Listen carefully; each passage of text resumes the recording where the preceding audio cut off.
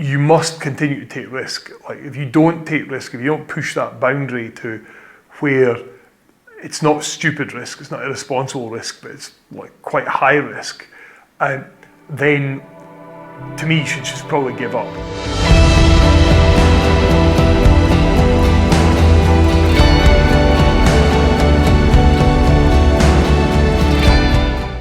Hello, my name's Nathan Brake. I'm the creative director of VidMedia, a creative contents agency. It's my privilege to welcome you to Legacy Conversations. This channel exists to share the journeys of incredibly successful individuals, to pass on the lessons that they've learned, the mindsets that they've adopted, and the disciplines that they've developed in order to get to where they are today. My hope is that in sharing these journeys, we can learn from them and apply these same principles to our own growth in order to quicken it, so that we too can create lasting legacies. This week I had the absolute privilege of speaking with Chris van der Kuyl. He's the chairman of 4J Studios. He is also the chairman and director of 12 other companies. He's a very busy man. In our conversation, I love how Chris would challenge the norm and ask great questions. I also loved how he addressed taking risk and his approach to that. There's so much in here. Enjoy. So Chris, thank you so much for your time today. Real pleasure to sit here with you.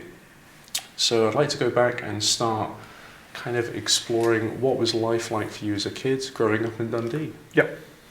So I was born and brought up in Dundee. In fact, literally throwing distance from the office. My primary school's at the top of the hill here. And I had a really wonderful kind of childhood. Sort of urban childhood, but lived really close to a park. So we lived in a tenement, but literally within 10 metres of my front door was Baxter's Park. Within 15 metres of my front door was my primary school. So in a way, it was a kind of really sort of traditional sort of urban community where everything was literally on your doorstep. And I suppose for me, it's always been interesting. Reflecting back on that time. Both for myself personally, but also for the city. And that was, I grew up in the 1970s and 1980s, which if you now look back on sort of Dundee's economic story, was really the end of the traditional industries in Dundee. So, when I was sort of first cognizant and wandering about and first local memories, the full of noise of jute mills, which were lined up alongside me, and, klaxons that went off every, at the start and end of every shift, and that was the sort of the rhythm of the area was all set by that.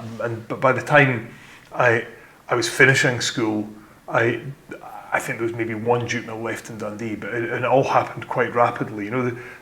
Clearly before I was around, there was an awful lot more than that. At the height of it and peak of it, and it had been moving to India over decades. But the last sort of mills of scale kind of closed down at that point. And again, when you're a young child, you don't have much you don't have a sense of relativity. It's just normal. Every day is normal. Whatever's going on is normal. You don't really have a reference of, but it used to be better than this, or it used to be different. It just is what it is.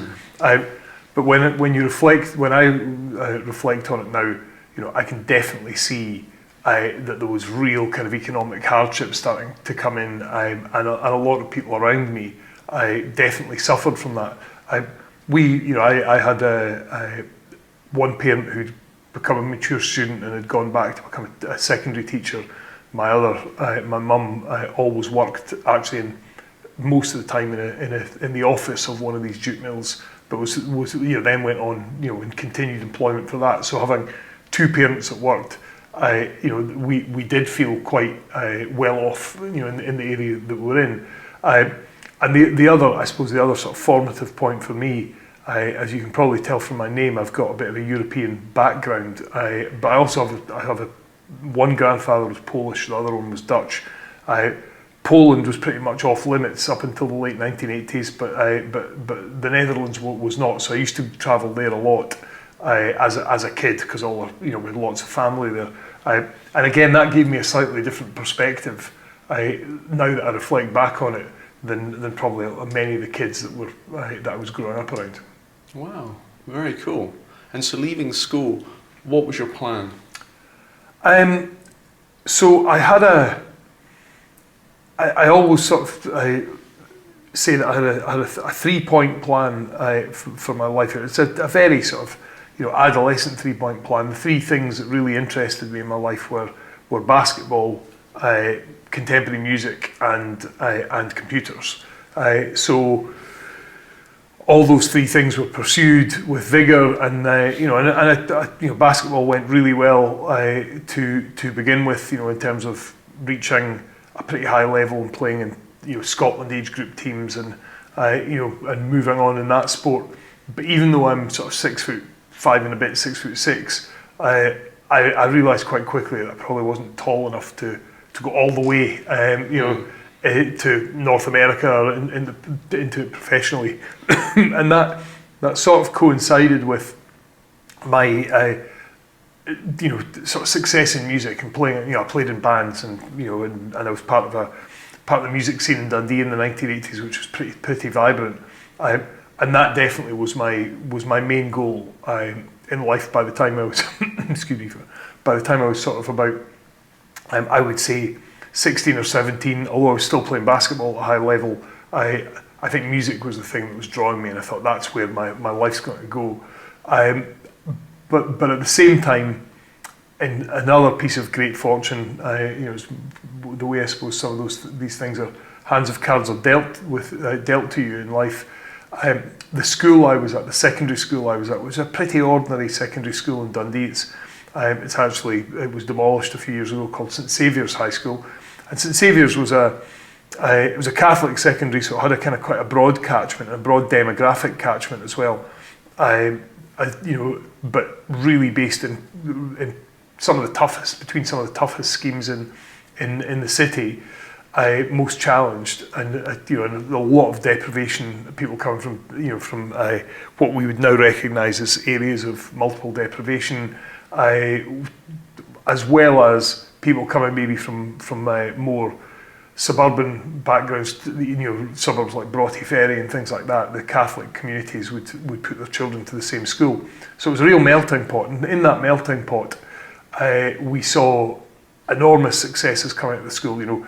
Junior world chess champions, one of Scotland's first chess grandmasters, came from our school. Liz McColgan, who became one of our most celebrated athletes from Scotland, came from the school. Bands that were going on to get signed to big recording contracts came from the school.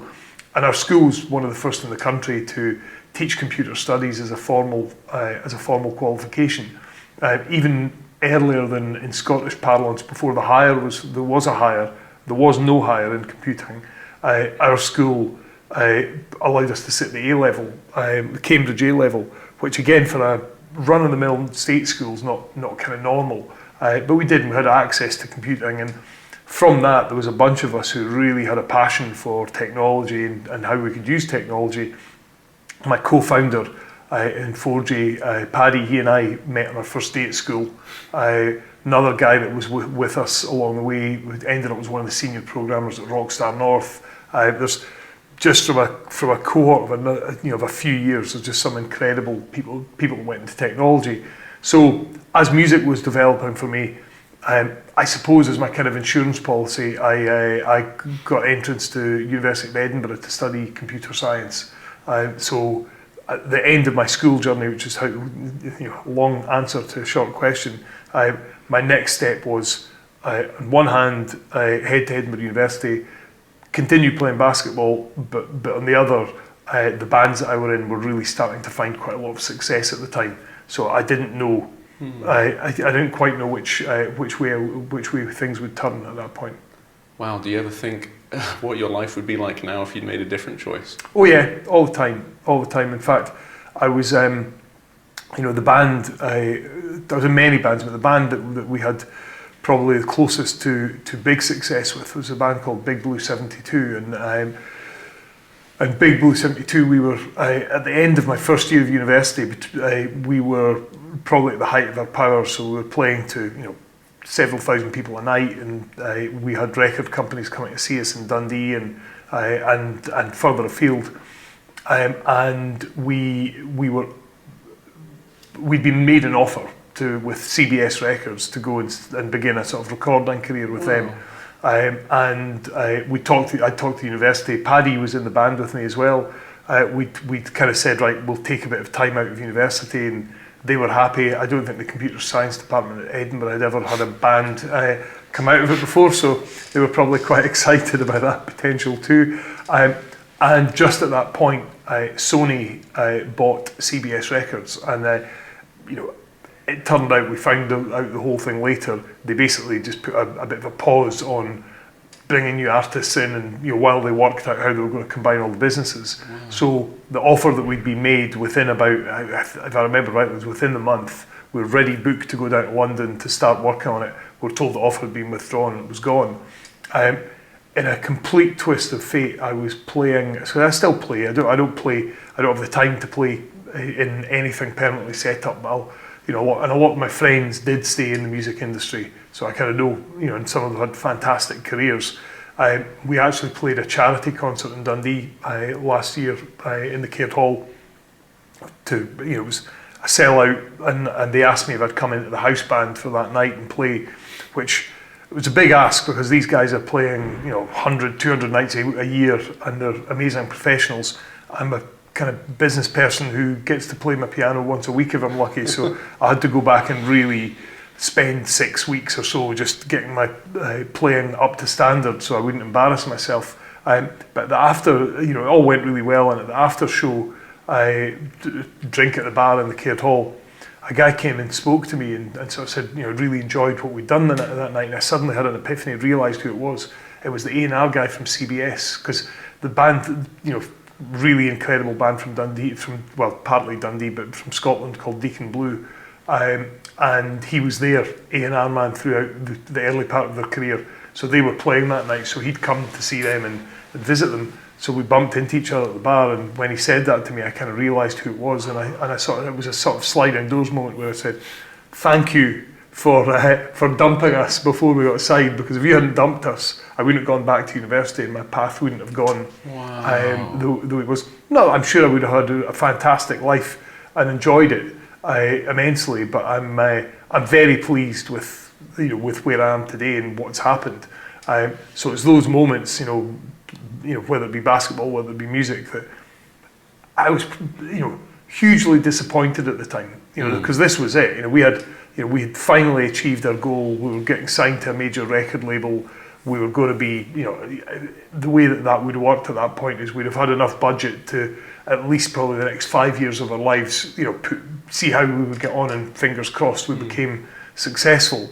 And to have that snatched away from you because of a corporate takeover felt terrible, really kind of pits of despair stuff. But looking back on it now, I wouldn't change. I'm so glad that happened, because I think I'm in a much better place personally.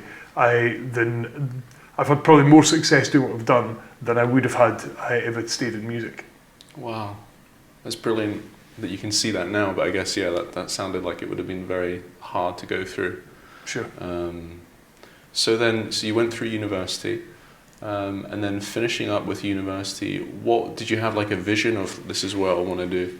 So when I was at university, I was lucky enough again to get in a sort of a summer job. We weren't as fancy as calling them internships. So I had a summer job with NCR, who at the time were the global leaders in ATMs, auto teller machines for banks, and it was everything was done in Dundee. So the whole business unit was run from Dundee. Manufacturing, design, research and development, everything was here. Quite unusually for a big American multinational, but the success of that product line was so huge for NCR that all the kind of power base was here. So I started off with them for as a summer student, and the second summer I was there, in 1989, I was again able to talk to them and say, look, I've got an idea for a project that would really work for you guys, but it would mean giving me a little bit of budget to let me go to America, to let me go to Silicon Valley and talk to do with database stuff and go and meet Oracle, these amazing companies in the Valley. And remarkably, they went, yeah, go give it a go, see what happens. So I got this little budget and off I went. And I realised a couple of things that trip. One was I probably was never going to succeed to my full potential in a big organisation, because I didn't work the way big organisations like to work, which is, stay in your lane, go through the programme, and if you're good and you do that, then you'll work up. I'm like, well, why can't I do it today? And then they're like, well, you've only been in the door 5 minutes, what do you know? I don't know what I know, but I want to try it. It's like, that's not how it works. So I realised in a positive way that was not going to be the right place for me. Great people, but just not the culture for me.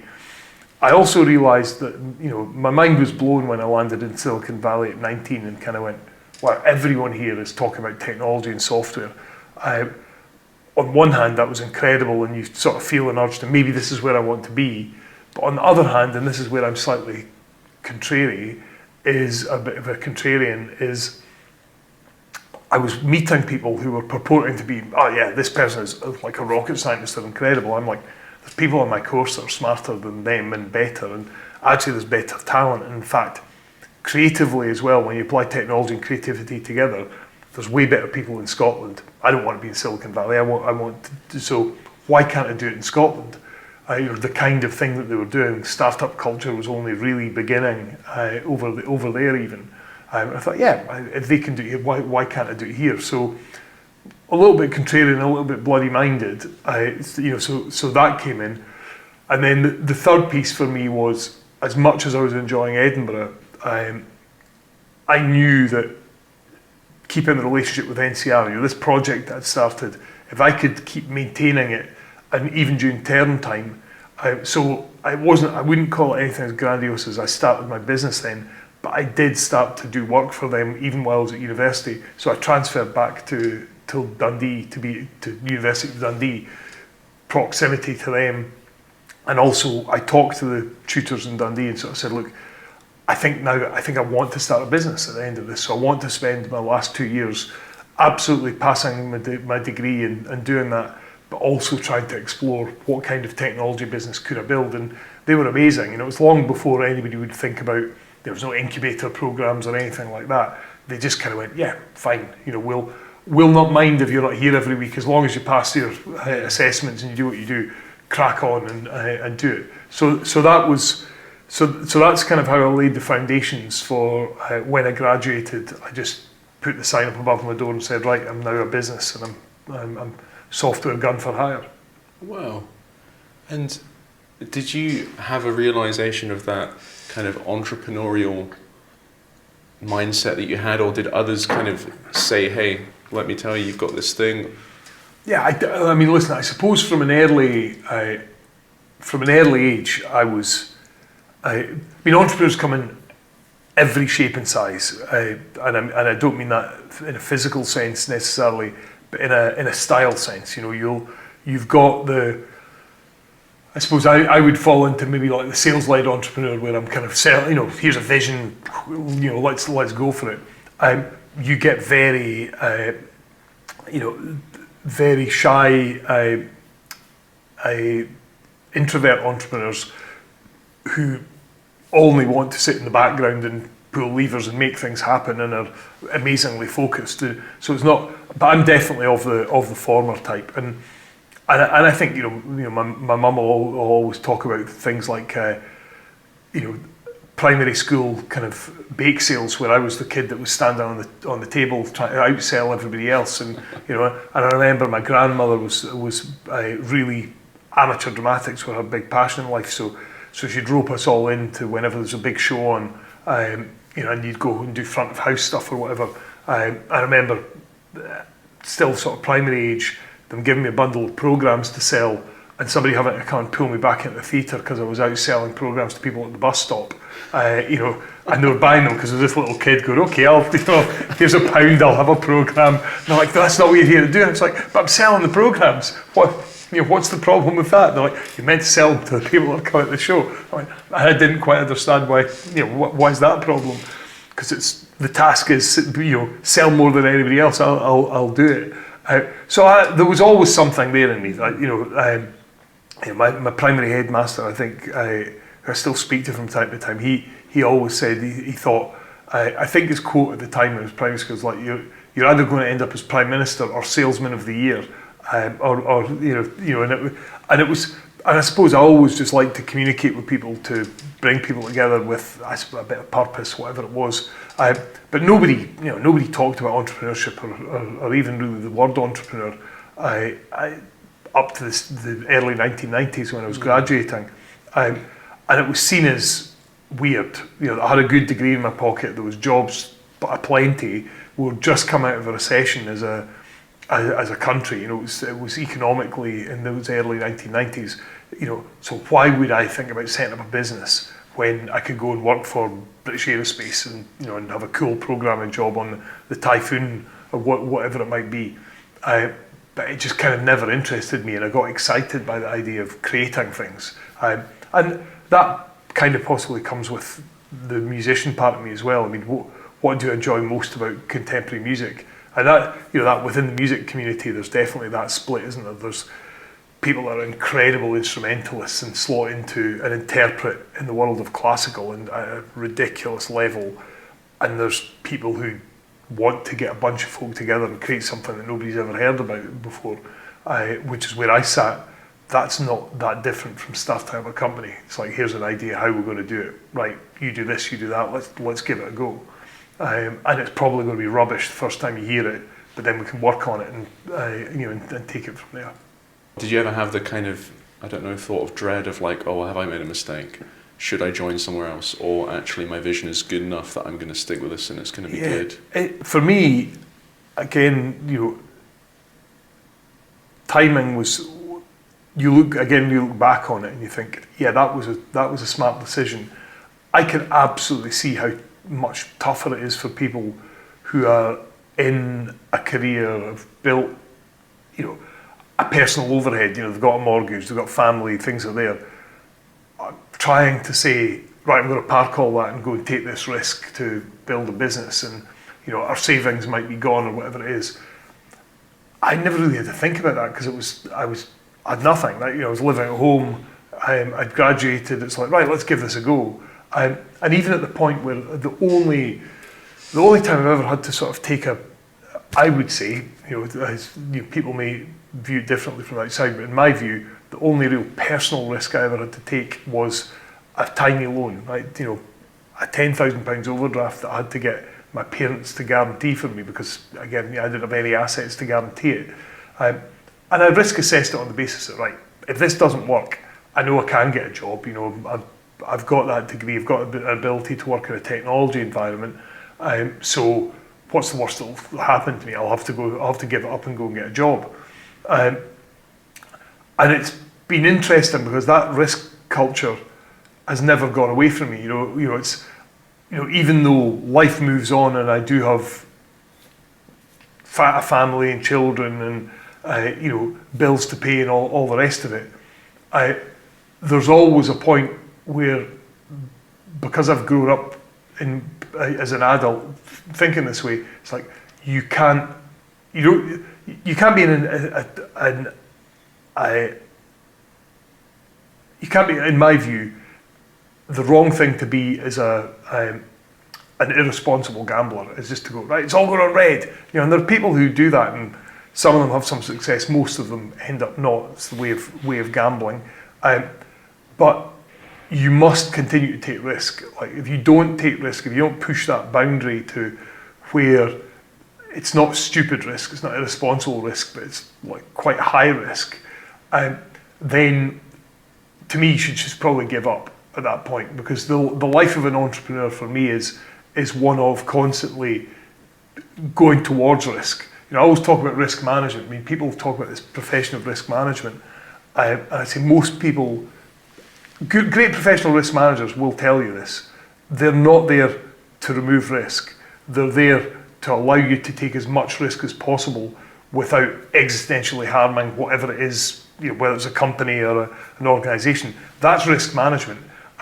Some people have this thing of risk managers are there to take the risk away. And if you let that happen, if you build a culture of risk taking, which is let's always reduce risk, let's get rid of risk wherever we can find it, that's an organisation that's going to fail, in my view, because the only organisations that progress are those that say, okay, this is highly unlikely to work, but you know what, if it does work, the results are incredible, and if it doesn't work, we're all going to have a job on Monday. Okay, well, let's give it a go. You place those bets. And then along the way, there are other things which are, okay, there is a risk this won't work, but it's a small risk, so we can take a stronger position that and we can mitigate it in a certain way, but let's be aware there is a risk. And that's the piece that comes to, it's often a question that gets asked about attitudes to failure, and some people will do it in every country. Oh, what's the Scottish attitude to failure? Or people will just point at you and say, oh, they failed. Very quickly, you have to, if you're going to develop things entrepreneurially, you have to create a culture where failure is expected. If you're not failing, you're not trying hard enough. It's more about make decisions and work out whether something is successful or is failing. If it's failing, great. Then you know that, you change and you try something different. And the sooner you can measure that or appreciate that and make a call on it, the less impact it'll have on the organisation and the more resource you'll free up to go and do something else. Easy to say that. Most human beings find it really difficult to cope with that, to admit they've failed or to let something go. If it's not working, go, no, let me try one more time. It's normally when you go and analyse things after the fact, it's why things have ultimately not been successful. Not because the idea wasn't good, not because the people weren't good, but their attitude to risk and holding on to things that were failing caused them to ultimately not to succeed. Wow. That was incredible. So many lessons in that. Thank you. And like you say, in theory, it sounds, I can understand that, but actually, when you're there with the emotions, must be a whole different story. I wanted to ask about those kind of first couple of years of you stepping out, being on your own. I imagine you must have kind of grown and developed very quickly in that kind of short space of time with different lessons. What was some of the things that kind of stand out to you, highlight to you? Yeah, in the early days, there's a good thing, which is you don't know what you don't know. So if you're of the kind of personality that I am, it's like, well, I don't know that, but I'll give it a try. I'll go and find out. If you spend too much time saying, I'm not going to do that until I know everything I possibly can about it, you'll probably never do it, because quite quickly you realise, oh my God, people doing this for a lot longer than me. I can never be as good as they are. Right, I'll just give up now, and do it. Whereas, and there's a balance to this, a bit of blind faith in saying, I don't know, but I like my idea and I've not got any experience of this, so let's see what happens.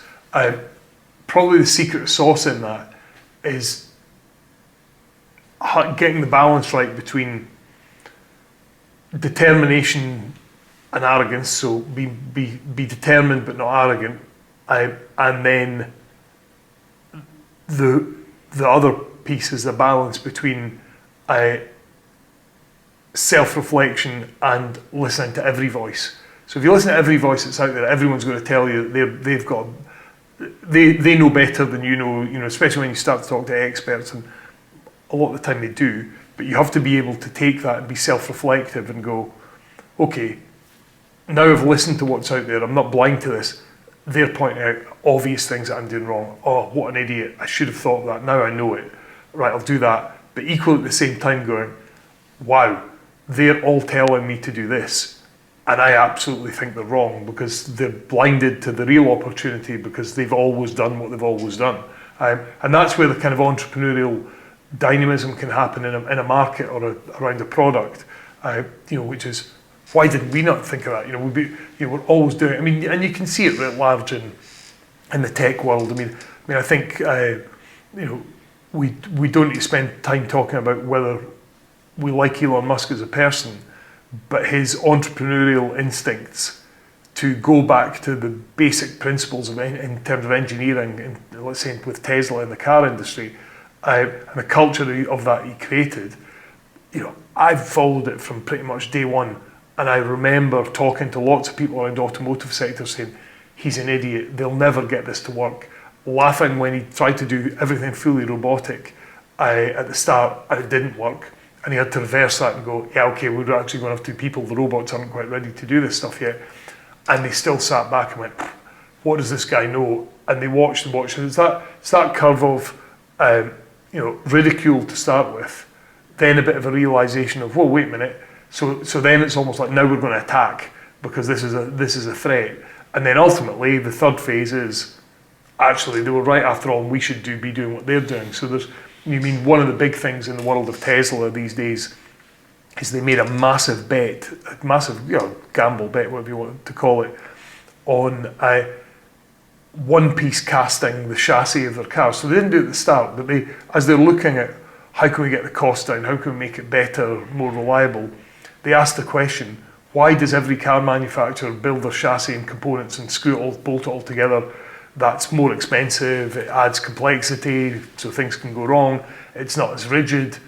Why does nobody just cast it as one thing? And the answer came back, nobody makes a casting machine big enough to do that, that's why. So rather than go, okay, fine, can't do that then, he went to Italy to the casting machine manufacturer and said, what would it take to make a machine big enough to cast the whole chassis of a Model Y? And they went, well, it would have to be this size, can you do it? Well, yeah, nobody's ever asked us to do one that big before. Went, okay, we'll order 5 or whatever it was. That one thing alone, there's many other things that Tesla have done. I know that the rest of the car industry has gone, oh crap, we now need to move. How can we buy big enough casting machines? I mean, I was talking to the CEO of Volvo, who's a Scots guy, and he honed in on that and he said, absolutely, we have now changed, our new models are going to be built in exactly the same way. And when you look at that entrepreneurial journey, it's absolutely that. People were like, what does this guy know? And even the people that were around him, because Tesla's not a one-man company or a one-person company, they've all come from the tech industry over there. We've been doing this for years. They can't possibly tell us, how to do it. Actually, it's exactly what it needed. People stepping back and saying, why? Why do you do it that way?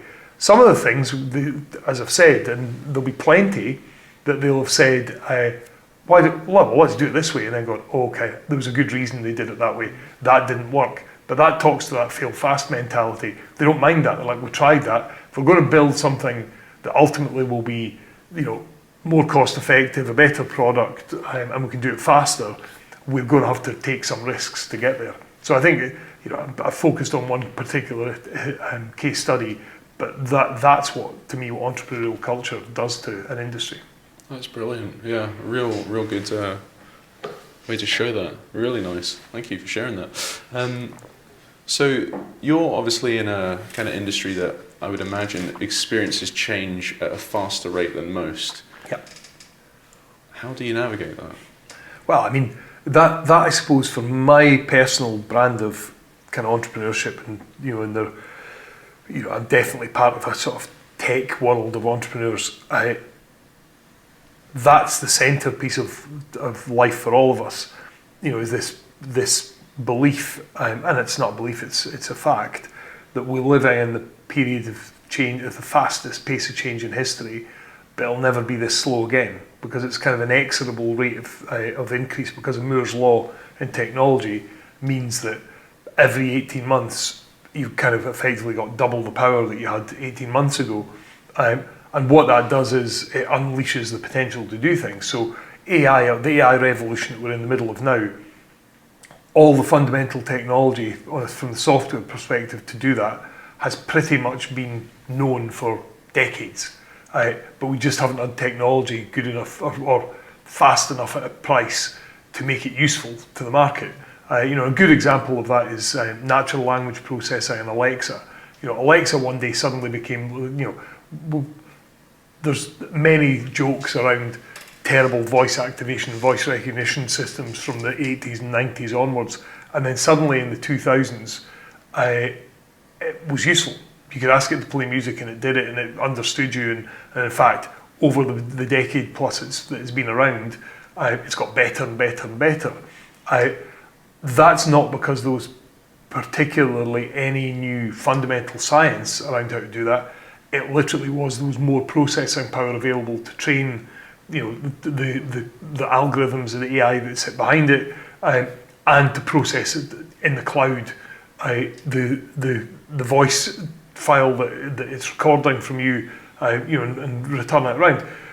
those types of examples are a lot of what drives me and others to kind of go, okay, I know something's coming. I'm normally pretty bad at predicting when, but I go, okay, like I can see augmented reality and what difference that's ultimately going to make. I've been on it for about a decade.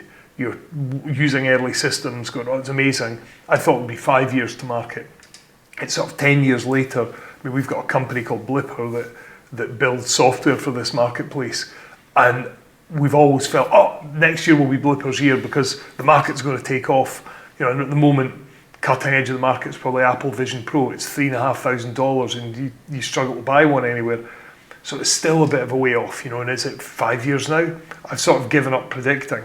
But yeah, but it is that place that I sit where I'm here because of change, you know, and that's an unusual human trait. Most people hate change. I'm not happy unless things are changing. If things get stagnant and are there, I get bored, and that's dangerous. But at the same time, I don't really have anything to give. You know, I'm not an entrepreneur. Me, there's amazing entrepreneurs out there who will take a sort of status quo business and work out how to save a tiny amount of margin, and it completely transforms the business and lets it scale up. That's not me. I'm like, what change is coming, and how can we apply that change to create something new? Or how can we drive change into some place to create a new opportunity? If you look at all the businesses we're involved in, I mean, games businesses, it was in your question, you're absolutely right. You know, all we do in computer games is look at what the latest piece of technology can give us the opportunity to do, and then go, right, what could we design that can take advantage of it?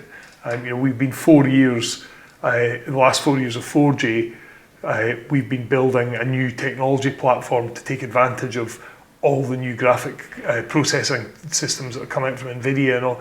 Some people are using for AI. We've got some ideas about how we want to use them in games technology that nobody's tried before. So that's our bread and butter, you know, embracing change and doing it. On a commercial level, that's probably if you pull the thread as to what connects all the different things we're involved in, it's driving through change, it's taking advantage of disruption. Amazing, wow, fantastic. And how do you go about kind of setting goals? Do you make them like massively unrealistic and then think, oh, well, we've got so much of the way, or do you think, no, this is definitely hittable? So I think something I've learned more over the years is to, when you look at, I mean, too much opportunity, right? I've only got 24 hours a day, you know, things I want to do, so I've only got a certain amount of time, and you can change that by finding great people and multiplier effect and all that kind of stuff. But you still have to focus, and focus is, for most creative entrepreneurs and technology-led entrepreneurs, probably one of the most difficult things to learn, because there's there's a stack of ideas way bigger than I'll ever be able to do in my lifetime, and it's like, oh, that's cool, and there's a new shiny thing, and there's another new shiny thing, and you'll never get anything done unless you're really focused down. So when you're trying to focus and trying to prioritize, some of what you do is you talk about what's the scale of ambition for something. You know, so if somebody comes to us with an idea, it's like, okay, what's their scale of ambition? And then we look at a thing called total addressable market, right? You know, so if somebody's trying to sell a product into a market, what is the overall size of that market? And oftentimes people will, because they'll come up with an idea because it's something they've been involved in, so they know their own backyard quite well. So they'll come up with an idea for it, and you'll say, okay, there's this sounds a bit weird, but there's only $100 million of potential market for that. Why would you spend time on that idea when there's something here that's a $10 billion market? And there has to be a good answer. There has to be an answer of, well, very quickly we know we can be dominant and take that market idea, and then we can use that business to grow something bigger. So it's okay if it's a stepping stone to something bigger and beyond it, but you do, as an entrepreneur, I think you look at ideas from the point of view of where could it, in your wildest dreams, is this something that could grow and grow, and become Apple or become Microsoft or whatever? And if the answer to that is there is no chance that this idea could ever become that, you either have to take a quick decision to say, yeah, okay, but it can be done quickly and it's low risk and let's do it. It'll be an interesting thing to do along the way. Or, hey, listen, I've only got one cartridge of ammo in my life to so many bullets to shoot so many ideas. Sorry, you're brilliant. You've got a great idea, but the market, there's not enough potential ambition for it. Once you've qualified where the potential is and made sure that, in my view, it could be something big enough to get involved in, you almost put that in a box and don't look at it for a while, because if you start a business, especially a new start business, from day one, dreaming about the $400 billion market that you're going after, you'll probably not execute on the things that you have to do today, tomorrow, and the day after. So the goals that you set as a business, have to be understandable and if not within reach immediately. Some of them are within reach immediately, but definitely ambitious. But there's layers of those on top. So you've got goals that you sometimes, many of mine I'll never share with anybody, because it's like, that'll just sound ridiculous, and I don't know if that will actually play out. But I think one day I could do this, and if I want to do that today, tomorrow, in the next 5-10 years, I need to do these things, and then you need to see how they play out and then adjust that goal. So that's why it's sometimes good to keep some of those things to yourself. But manifestation, if you articulate a vision and everybody understands what you're trying to do, you've probably got more chance of reaching that goal than if you set a target down here, because people aim at the target they're set. So it's always good to stretch that and do it. But understand as well, especially in a technology, high growth technology context, that part of the game that you're playing is to make sure your business and your idea is something that other people understand and want to invest alongside, because it's highly likely you're going to need investment along the way, and the criteria that people apply to investment are pretty clear. They want to see proof of concept, proof of growth in the market, proof that there is a big enough, they're looking at the same thing. Is this $1 billion marketplace? If it's not, sorry, we're the wrong investors to speak to. So aligning your goals with that, or verifying them, because there's no point in having things that are utterly unrealistic. They can be mega ambitious, but there's a point at which you go, yeah, no matter how ambitious we are, that can never happen with the way we're setting this up. So if that's really what we want to do, we need to go back and think about this again and do it in a different way, if that makes sense. Definitely. Wow. It's really cool to hear that process. Is that the same process that you took for bringing Minecraft to console? So Minecraft to console, so if you take 4J Studios, so you probably take a step back from that, which is, what's the strategy for 4J Studios? So strategy for 4J Studios was really simple in the early years. So this actually articulates a real world example of what I've just said. Paddy and I sat at the founding of 4J Studios about 20 years ago, and we'd had a company before that which we'd built and sold, and we got certain things right, we got certain things wrong. So this was Take Two, right? This was not Take Two, the games company, who were involved at that point, bizarrely, but this was our second bite of the cherry. We're building 4J. So we said to ourselves at the start, like, okay, we know we're good. We know that the games industry, we believe, is going to continue to throw up amazing opportunities. But rather than an absolute master plan that we have today, and let's go and convince people and raise money, why don't we just, this time round, build a business organically and see how it develops, see what interest areas pop out, what the people have got. Just create something where it would be a good place to work, we'll treat people well, we'll set up on good principles, and let's try and make money. Let's try and take some contracts in that make money. So we did that. And for the first few years, we partnered a lot with a great publisher in the US called Bethesda, a really successful partnership. That moved into, as these things do, that led to a partnership with a company called Codemasters, which led to a partnership with Microsoft. And we were in a real groove of just And it's an interesting thing about building track record. You know, we just executed brilliantly, and you know, really one of Paddy's great skills. We take these deals on, we deliver them on time for the budget we said we'd do, and internally we did that efficiently, so we made money every time. And it was like, okay, let's do that. And it didn't feel.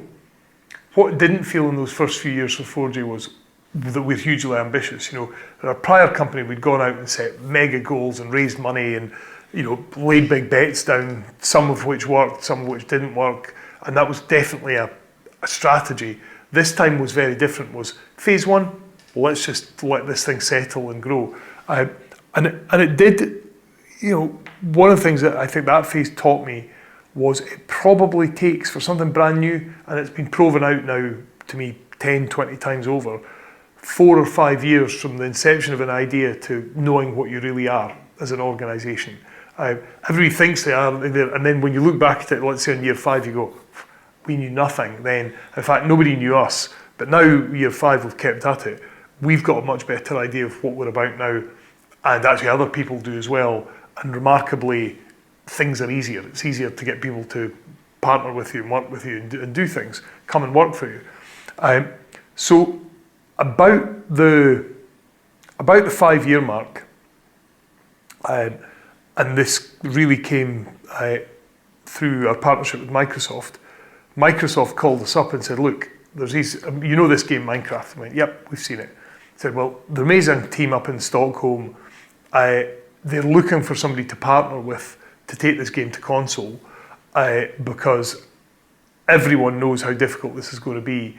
And they asked us, everybody's going up to Sweden, the big companies in the industry, try to throw money at them, try to buy them, and they were being really successful at the time. I mean, nothing relative to where it is today, but we're talking about it sold maybe just under a couple of million copies on PC, maybe a bit more than that, 2 or 3 million on mobile, which was huge for a little indie team in Stockholm, but not utterly unremarkable. So because people often say to us, "Oh my God, you're so lucky," and we were, but at the same time, it was just one of a number of things. This was not the hottest property in the world, the biggest game in the world. It was a really surprising success because one person had done it by himself, and they created the company from nothing.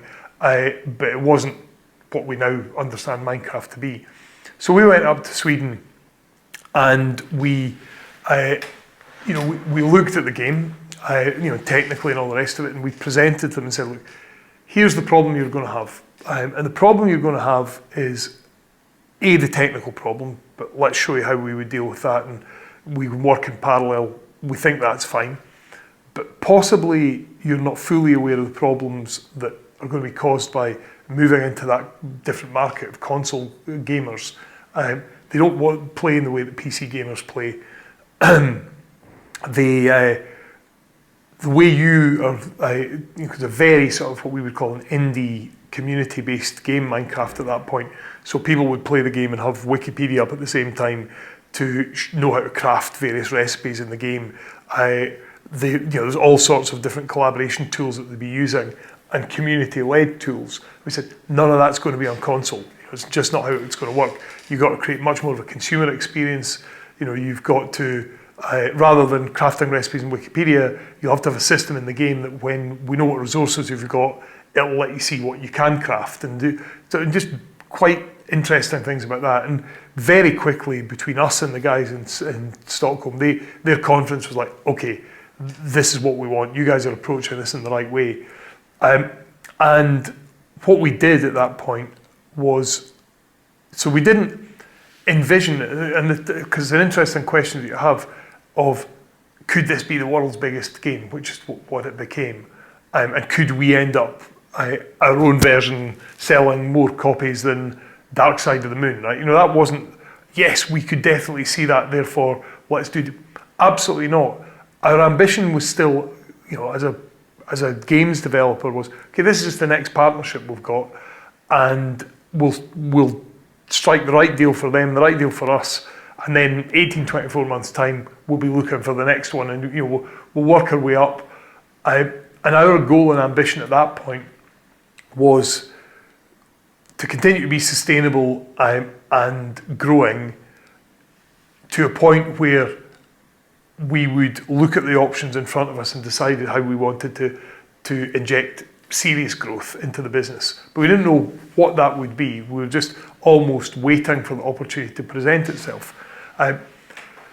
And again, we did I think quite famously, we've talked to people about this before, we did a royalties only deal with them, where if the game had done modestly well in the way that Microsoft probably predicted it would at that point on the Xbox, we probably would have lost a bit of money.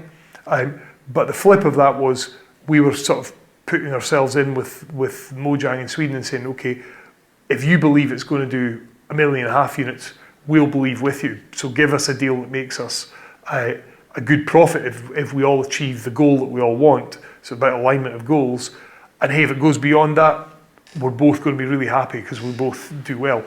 A game that we anticipated selling 1 to 2 million copies of, I think our versions are almost 70 million copies of the console versions, plus all the added content that we then went on to create.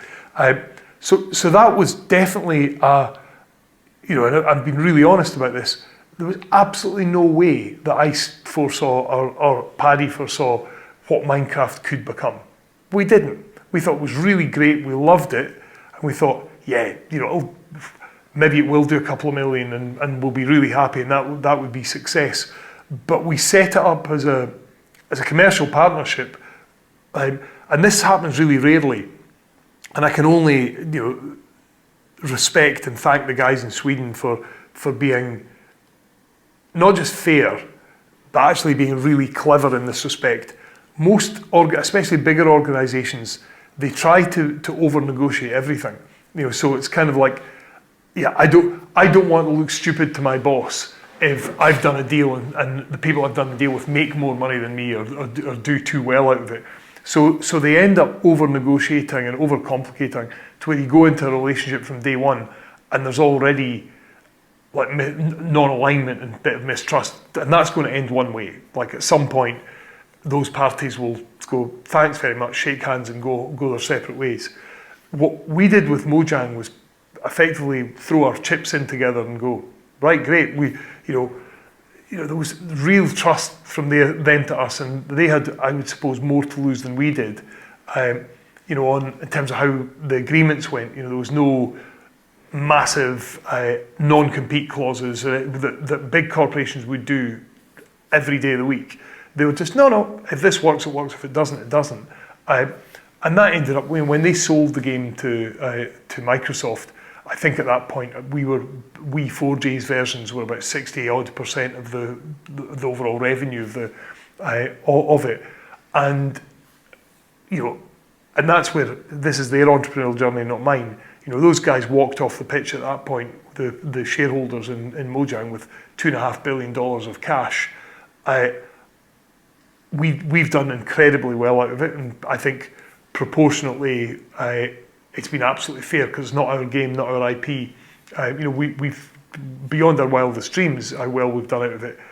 But actually, I would argue that because they were as open and thoughtful and mature in the way that they dealt with us, they probably made more money, than they ever thought possible. Not just because of us, but we were a contributing factor to that. Whereas if they'd done it the traditional way, I don't think we would have generated anything like as much in that. So it's an interesting one to unpick because somebody in my chair today talking to you who was a bit disingenuous could create we saw this from day one and we're absolute geniuses and we knew there was going to be a game like Minecraft. I may never, it's probably likely I will never get to work on a game franchise as big and successful as Minecraft again. It's the biggest in the world, so the chances that you're going to go and do the biggest in the world again, all statistics would tell you are not necessarily likely. But that in and of itself, I think partly happened because so it's not predictable, and we would never predict that. So with the things that we're doing now, that is not a prediction we've got. But could a game we make have the component parts to it that if every star aligned everywhere, it has the potential to do, we'd have the potential to do that. Yes, absolutely. But do we predict and plan for that? No, but we make sure the potential's there and then we watch. So what's far more likely is it does quite well and then there comes a point where we go, oh, well, we've been working on that for 5 years, people have bought it, but people have lost interest. That's the most likely outcome. But we know what happens when it goes the other way and we know how to take advantage of that opportunity when it arises. And I suppose it's that thing, I think it's attributed to Gary Player about, the more I practice, the luckier I get. The more you put these things out there and try them, when one of them starts to work, you know what to do. And you've got the skills to jump on it and make it, and make it the success it becomes. Because, very unlikely that success comes to some organisation or person that's not been trying this for a while. I mean, Notch himself, I think I say 18, I don't know if it's exactly the right one, but I think it was about his 17th or 18th game, Minecraft. The first 16 or 17 did absolutely nothing. Wow. That's an amazing story, and thank you for sharing. I wondered about what it's like when you're looking to bring people on, kind of onto your vision, your goals.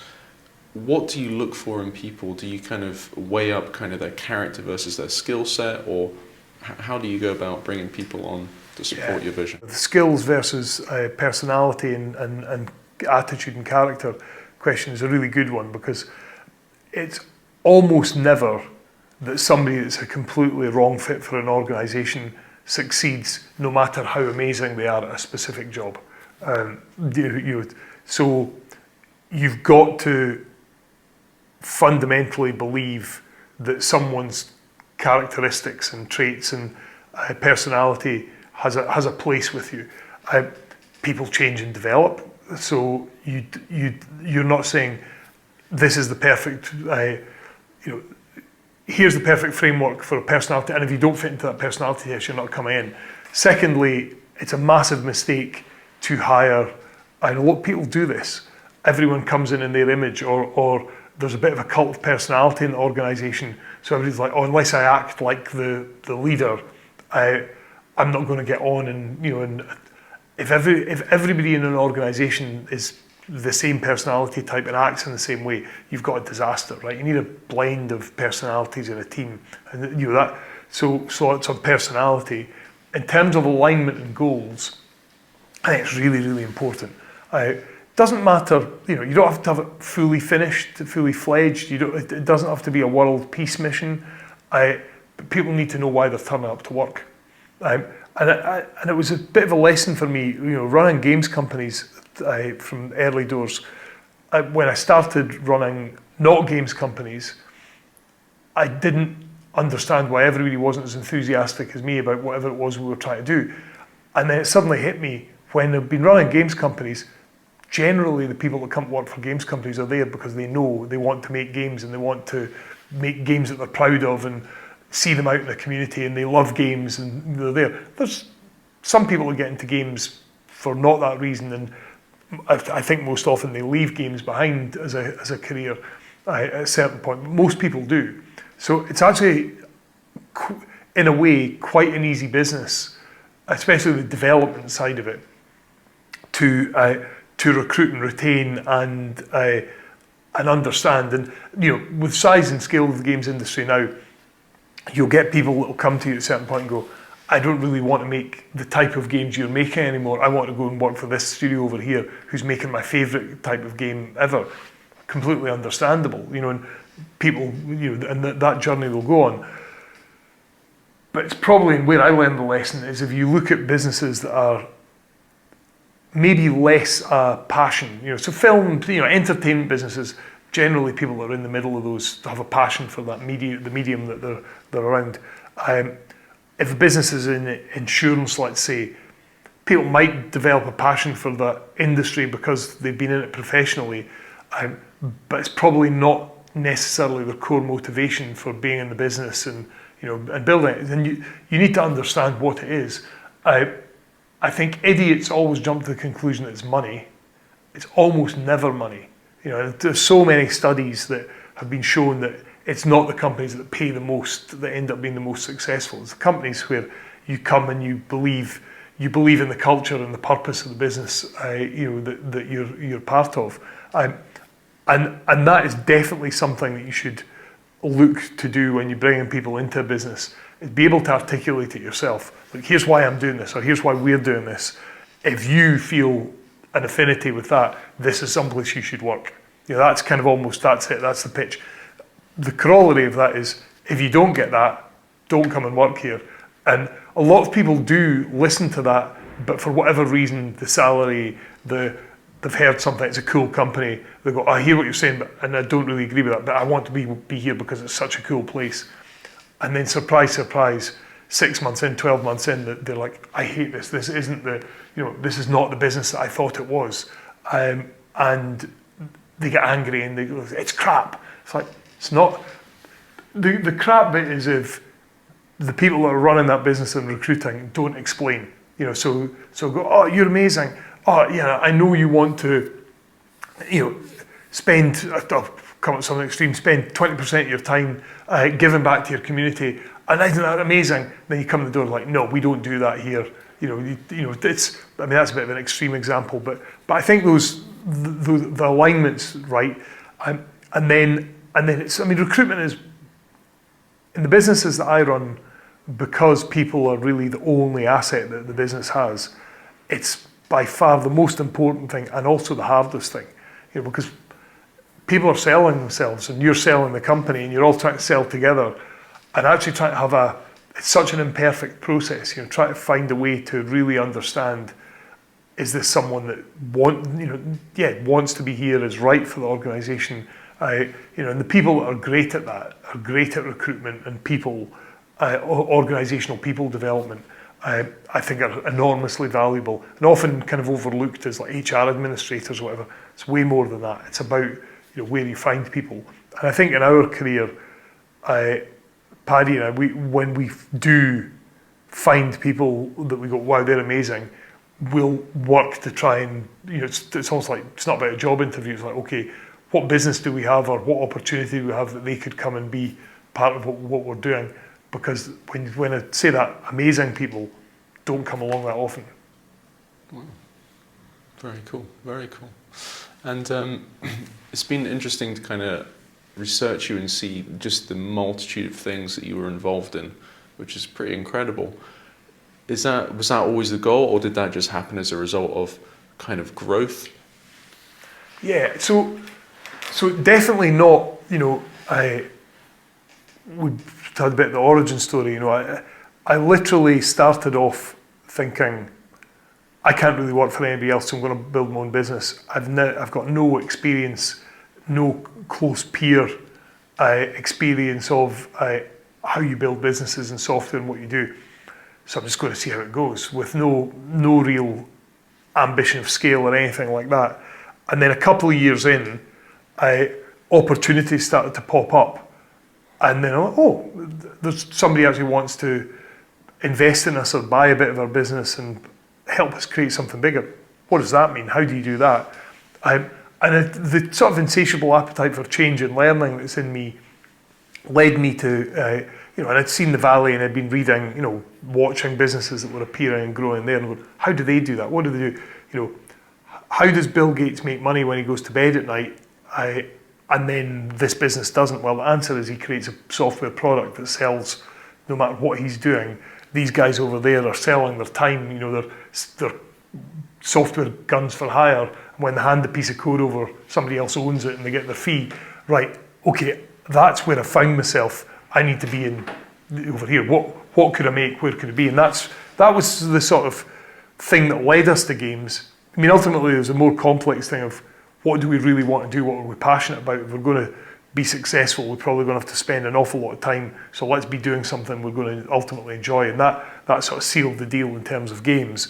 But the thing that moved us from phase one of the business to phase two was definitely this understanding that this phase one business will never realise the value of a technology company, because even though it's working in technology, it's just doing contracts for hire, and there's no recurring revenues, you would call it now. So then we got the business. Then I realised, as we're raising money and we're building it, that as much as I love technology, as much as I love being involved in designing games, I actually really enjoy business. Who knew? I never studied it.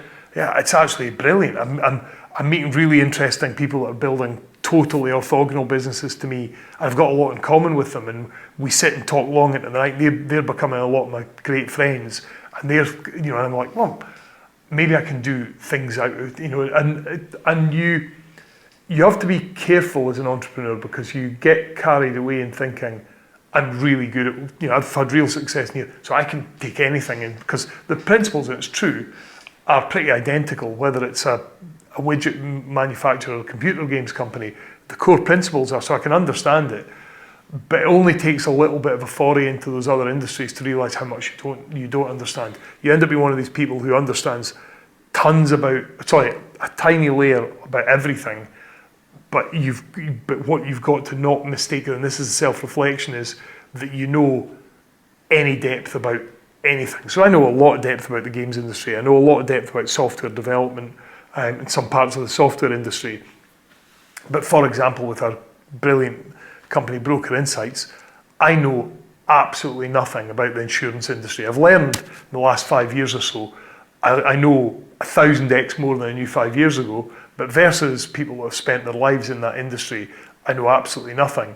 So I have to be really careful when I'm out, I'm the chairman of that company and I'm listening and I'm having an opinion, that I make sure that my opinion is massively qualified. But sometimes it'll be a question, it'll be the Elon Musk thing. Why did they do that in insurance? Doesn't make sense to me. And when you get the answer, because we've always done it that way, a little light bulb goes off and says, well, can we not look at maybe another way of doing it? That's a fair thing to do. But for me to go, let me tell you about combined ratios and hard markets, and so I know all those words and I know what they mean, but I know nothing about what they really mean, and I know nothing about the last 50 years of structuring and who's done what and all the rest of it. So naturally, curiosity led me to, well, if we can apply the technology skills we've got here, I see an opportunity there, and I know these people are quite good. Why don't we try and do it? So that's something that came from, I really like business, so let's do it in other places. And we've been, TV Squared, we had huge success with that. Broker Insights, Ace Aquatech, these companies are fantastic companies that we're having hopefully a positive impact on. But it's also interesting because you get this human trait of the grass is always greener. As time's gone on, I looked back and I went, wait a minute, the games industry, in the time we were building TV Squared and doing all this other stuff, I'm looking at music as a potential because of my connection. Should we do a tech business in music? The games industry is the world's biggest entertainment industry. It's grown faster than any other industry. We've spent a lifetime in it and we know many of the main players. Why would we not focus on doing bigger things in that industry rather than doing it in things that we really know nothing about? So we've rebalanced that a bit recently. I would say my personal time is at least 50-50 on games to others, maybe even a bit more. And we've slowed the rate of things we're doing really to the side a lot. We've focused ourselves back into, okay, it has to be software. It has to be software where we definitely have some kind of locus to add value in. So we're not going to go into life sciences companies, we're not going to leisure and food companies. And we would go into software companies that were involved in that industry, that's fine, but we're really trying to focus it down. So I'm taking you on the story of, did I always want to do lots of different things? No, I didn't, but naturally, and I said something earlier to you about if things don't change for me, I get a bit bored and dangerous. That's a bit of the pressure release. It's like, okay, great, here's an industry I've never had to look at, brilliant, I can get quite excited about that for a while. But what I have realised is I'm never going to get bored with the games industry. There's always something new and something different to be done there. Amazing. What would you say has been the most painful learn for you in your business career? The most painful thing is probably when people or organisations that I thought I could trust, I did trust, it was found to be misplaced. That is quite painful for me because I always start on the basis of trust. So I'm going to trust that whatever you tell me and I tell you is true, and that's where we're going to stick to that. And over the years, it kind of hurts when people then act in a different way, or you find out they've been going behind your back, or, and that quite quickly, I mean, it's interesting today because I'm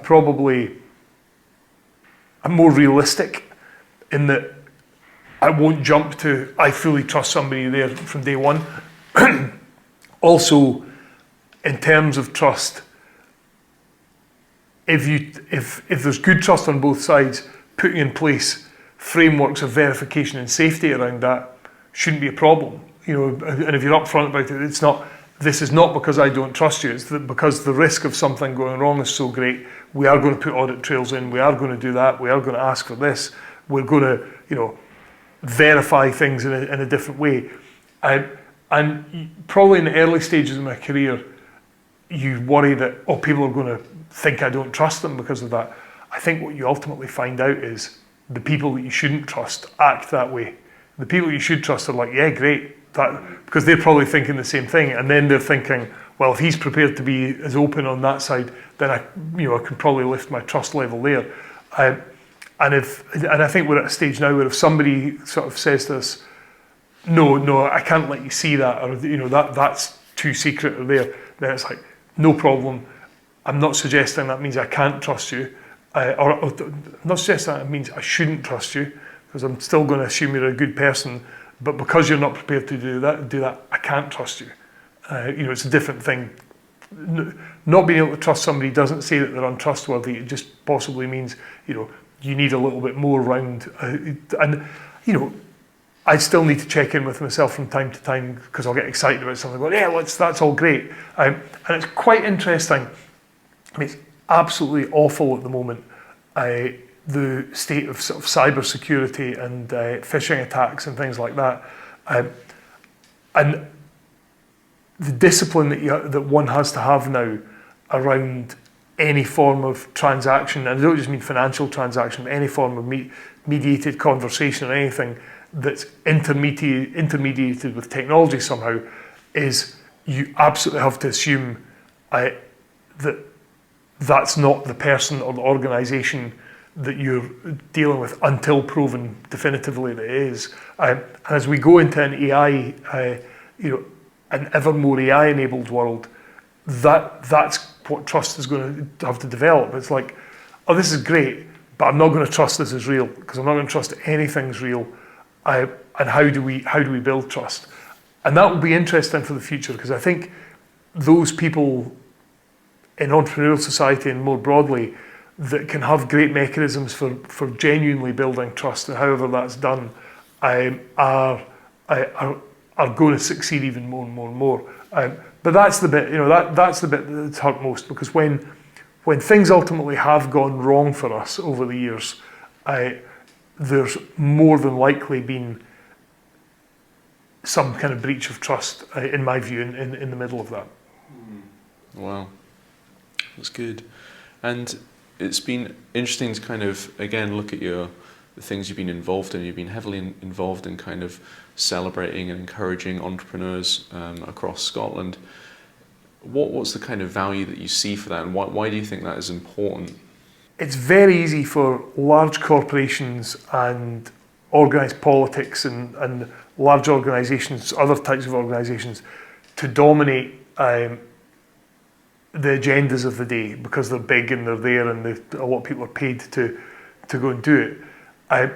Yet if you step back and look through history at the things that have made genuine material change and advancement to society and wealth creation, which in the right societal structure, that wealth creation benefits the society that it's part of, it's almost always entrepreneurial ideas that have been, you go look at the companies that dominate the stock market in America today, almost none of them were around 30 years ago.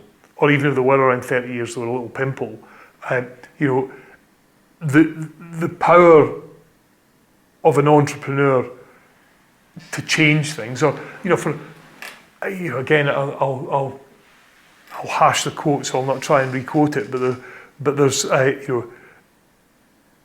there's a philosophy that says the only parts of our society that have ever brought significant change and radical change are those driven by individuals, or those driven by what I would say entrepreneurial culture, whether it be in human rights or business, still the same thing.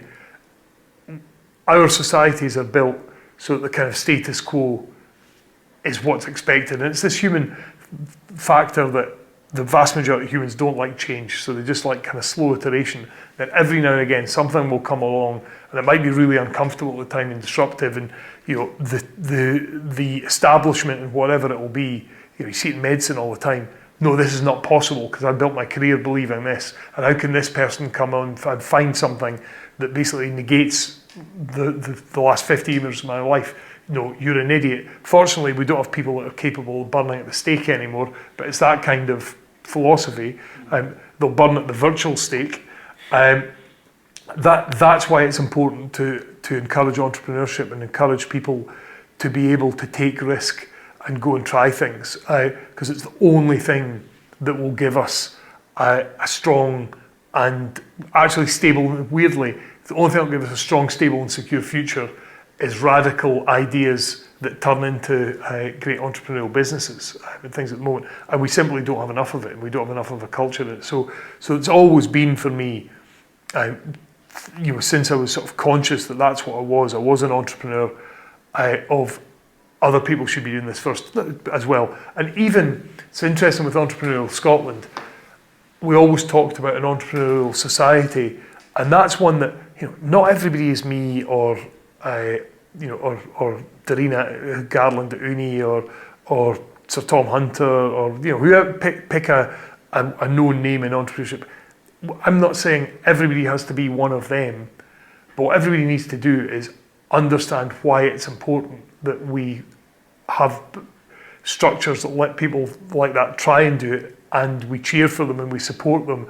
And actually, even if I'm not an entrepreneur, I recognise the value of it, and I'll work with them, because, by the way, the entrepreneurs need fantastically brilliant finance people, or we need entrepreneurial thinking in education, in our police, and wherever, as opposed to it's just no. There's a status quo, and this is the way it's always been. And to me, that entrepreneurial society idea is about far more than business. So that's kind of why I've always been interested and remain so in that space. That's amazing. Wow, amazing. And as you grow financially, business, personally, influence, how do you kind of manage that? Because I guess until you get to that point, you don't know how to do that. So how do you manage that growth? I think you just constantly. I mean, a repeated feature of my life is constantly going and asking people for help. And I do it every day. Who do I know, or who have I heard of that knows more about this subject that I'd like to know about than me, or has done something? Right, let's go and knock on their door and see if I can have a chat to them and find out why they do what they do. And that's the best life lesson I can give anybody, is just go on that journey of meeting people and talking to them and listening to them. Lots of them you'll meet and you'll go, don't agree with that, I actually don't like that person, I don't ever want to see them again. But along the way you'll go, oh my God, you've just opened my eyes to something I hadn't thought about. And what will happen will be, if you're enthusiastic and you're in a space, they'll also get back from you as well. So I think that the constant sort of evaluation and learning journey of what to do, because there's no magic bullet. I mean,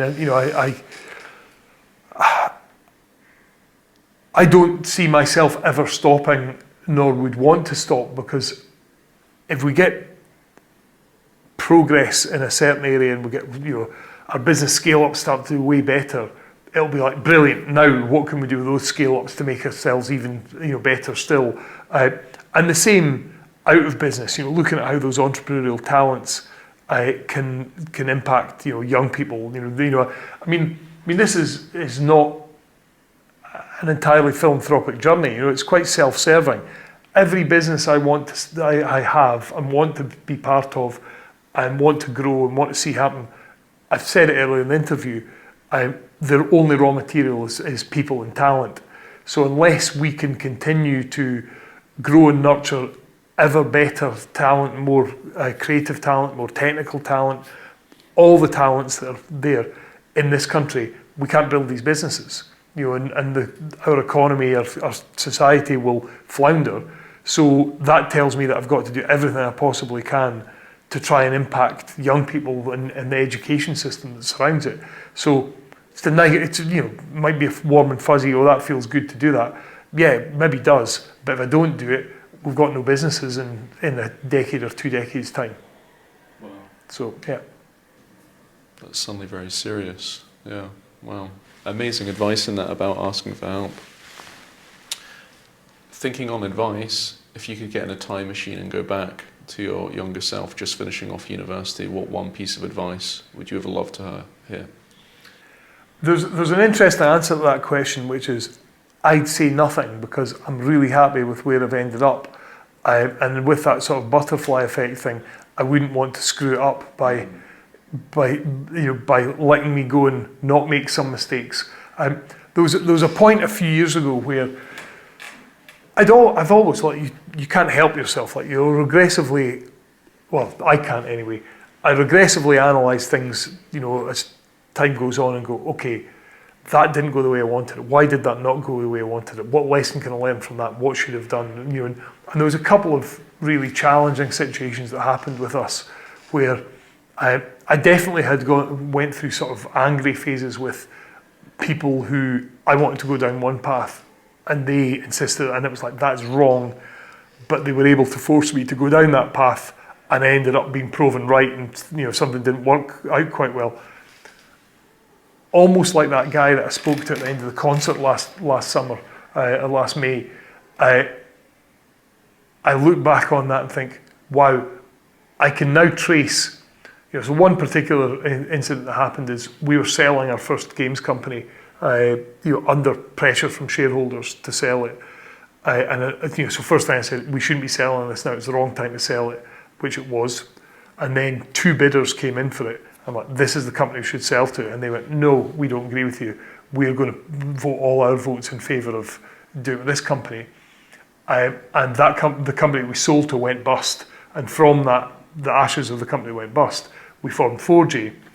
The company that I wanted to sell to, it's called Bethesda, ended up selling to Microsoft for about $8.5 billion, I think, and we would have had shares in that. But this was maybe maybe a bit longer, 18, 24 months ago that this deal happened. But when that deal happened, I was able to go back and do my time machine and go, okay, I know what deal I was offered when they bought us. So I know what stake I would have had in Bethesda, and I know what that would have. So I would have done nothing with my life other than worked with Bethesda from the time they bought us to the time they sold to Microsoft. I would have had a fantastic return on my investment from that deal. But none of the other stuff that I've done in that period of time I could have done, because I would have had one single job to do. So I don't know where my life would have gone in that respect. But I definitely wouldn't have had 4G Studios. We definitely would have had Minecraft. And actually, the amount of money we would have got from the Bethesda deal, if we're going to measure it on money, probably isn't 10% of what we've ended up doing through the Minecraft deal and everything else that we've done. And then you kind of go back and reflect of, wow, super clever me knowing which path to take then, and believing for a long time, I absolutely believed it was the right path. And in isolation, it was the right decision, but taking the wrong decision, being forced to make the wrong decision, I've ended up materially, spiritually, in every way, in a far, far better place. And it was when that sort of hit home, really when Bethesda sold a couple of years ago, and I was kind of able to, didn't quite put it into a spreadsheet, but just to work it all through. When that hit home, it sort of makes you turn in on yourself slightly and think, yeah, sometimes the right things will happen for the right reasons. And when those terrible moments happen, at the time, yeah, fight for what you believe is right. This is the right decision. But when there comes a point that the decision is made, don't sit forever wishing what might have been, and if only they'd made the right decision. Get on and do what you're going to do. Because what the experience has taught me is, you'll take all those learnings and you'll end up being more successful anyway. Whereas a lot of people hit some major points in their life and they're destroyed. You see it in sports is an easy thing to see. They miss a penalty at the crucial moment, which loses the World Cup or whatever it is, and suddenly their whole lives are over. Or they unravel beyond that. But experience has told me you need to understand. If you're going to learn a lesson from me, understand that that's almost never the case. It's just okay, that's that chapter done. Okay, what am I doing now? Not easy, and again, easy to say now, but not look back on it. Definitely not an easy thing to do at the time. Amazing advice, thank you. And finally, Chris, what would you like your legacy to be? Genuinely not something that I put an enormous amount of thought into. I don't get up in the morning driven by, at some point existentially, I'm not going to be here, so I need to, it's really important that I leave things behind. I get up every morning trying to improve the things that I can touch, whether it be physical environment, the companies I'm with, whatever it is. And I mean, it's interesting, like that long-term vision for Scotland. Let's just keep it at that. It can be, you can broaden it out further, but based on making sure education can turn out the people we need it to turn out, because I see this technology-driven economy becoming more and more and more people-focused. Whatever people worry about AI, if I get that right, because I'm doing it because it's for the reasons of right now, I'd hope that people can look back on the impact, on my time around here and what I've done, and kind of say, oh yeah,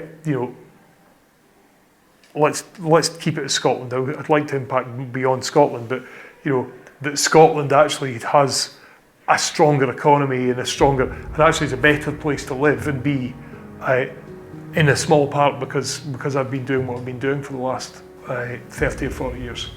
Well, that's amazing. Well, Chris, thank you so much for your time My today. pleasure. It's been incredible listening to you. Cool. Thank you. Good fun. Thank you for joining us on Legacy Conversations. I hope you've enjoyed it and found it beneficial. I'm looking forward to the next one.